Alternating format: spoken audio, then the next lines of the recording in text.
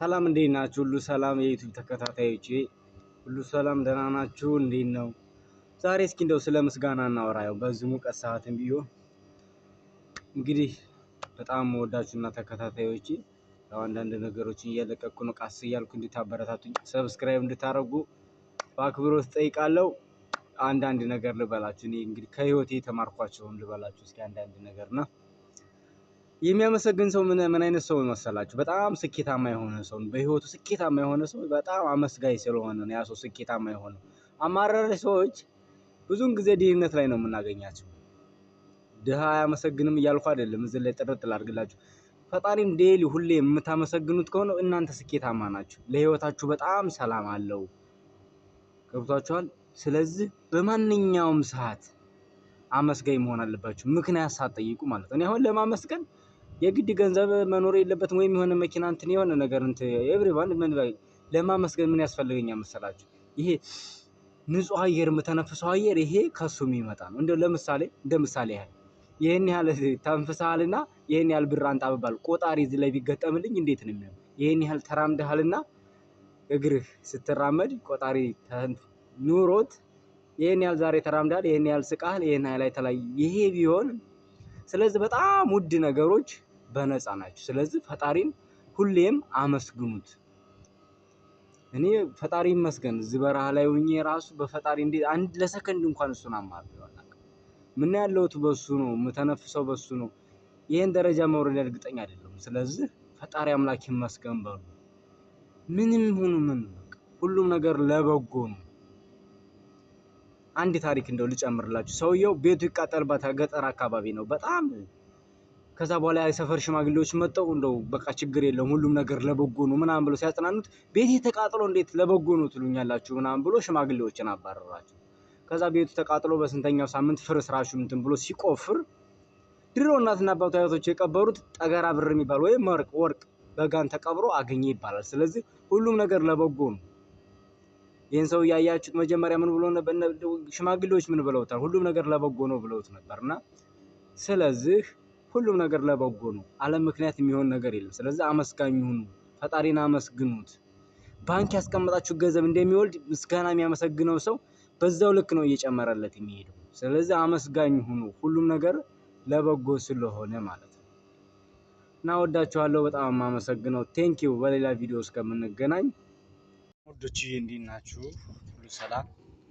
እንግዲህ ደረጃ እያችሁት ሁሉም በህይወታችን እንደዚህ ደረጃዎችን ቀስ ብለን አሁን እኔ እየሮጥኩ ቦታ መሀል ላይ ደክማለሁ፣ ከዛ ቆማለሁ፣ አርፋለሁ። ስኬትም ቀስ ብሎ ሲሆን በጣም ደስ ይላል።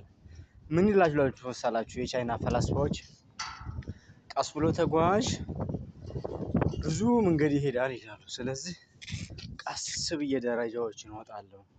በአንዴ ልወጣ ብል ግን አይቻልም። ወይ ወድቃለሁ ወይ የሆነ ነገር ሆናለሁ። ስለዚህ በህይወታችንም ቢሆን ስኬታማ ለመሆን የሚያስፈልገው ደረጃዎችን ተከትሎ በስቴፕ በትዕግስት እና በጽናት መጠበቅ ነው። ስለዚህ ቀስ ብለን ይኸው መድረስ የምፈልግበት ቦታ ደርሳለሁ። ቀስ ብዬ በፍጥነት የሚመጣ ስኬት ግን ያን ያህል ሴንስ የሚለውም ተመልከቱ። ላይ ደረስኩ፣ የምፈልገው ቦታ ደረስኩኝ። አሁን ወደ ስራ ይገባው ማለት ነው። እንግዲህ እየወጣን ነው ቀስ ብለን። አወጣጣችን ካላማረ ስኬትም ቢሆን ጣጣ አለው። ስለዚህ እንደወጣን ደግሞ ተመልሰን እየወረን ነው። አወጣጥ ካላማረ አወዳደቅ ይከፋና ይኸው ርቀቱን እንግዲህ ቀስ ብለን ነው እየወረን ያለነው። ስኬትን በስቴፕ ነው። እሺ እንደው ተሎ ሀብታም ካልሆንኩ እያላችሁ ፈጣሪን አታማሩ፣ አመስግኑ። ስኬታማ መሆን ከፈለጋችሁ አሁን ቀስ ብለን እየወረን ነው። ቀስ ብለን እንደወጣን በደረጃ ማለት ነው። አሁን አንድ ስቴፕ እንትን ብዬ ካለ እዛኛው ልረገጥ ብል ያልሆነ ጉዳት ነው የሚደርስብኝ። ስለዚህ ቀስ ብለን በስቴፕ ሁሉም ነገር ሲስተም አለ። አለ ሲስተም የሚሆን ነገር ሊፈጥን ሊዘገይ ይችላል እንጂ ደረስ ቦቀልት አለ ወገኖች። ዱባይ ቦቀልት ቤት አቤት አቤት! ይሄ እናቴ ቅዝቅዝ ባለ ጃምቦ ጋይስ ተመልከቱ። ሸንኮራ አገኘው ዱባይ ውስጥ ኮባም ይበላል እዚህ ቆጮ የሚመስል ኮባ። በፈጣሪ ስም ኧረ ሸንኮራ ሀባብ ይሄን ቃሪያ ደግሞ ይሉ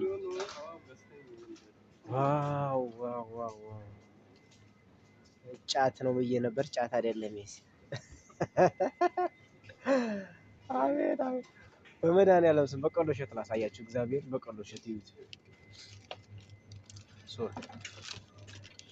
ይሄ በቆሎ እሸት አያችሁት? ስንት ብር ይላል ዋጋው? ኧረ ዋጋው እዚህ ላይ አልተለጠፈም። 1 ብር ነው መሰለኝ የሚለው። አቤት ሀገሬ ትዝ አለኝ። አቤት ዋይ ዋይ ዋይ ዋይ ዋይ!